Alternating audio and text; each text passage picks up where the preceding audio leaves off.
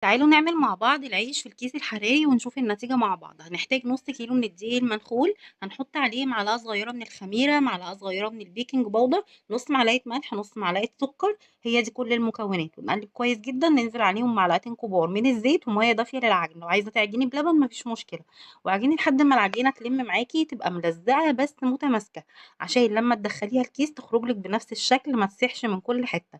هنسيب العجينة في مكان دافي تخمر براحتها خالص. بعد ما تخمر هنكورها ونجيب الكيس الحراري نرش فيه رشة دقيق ونحطه جوه الصينية.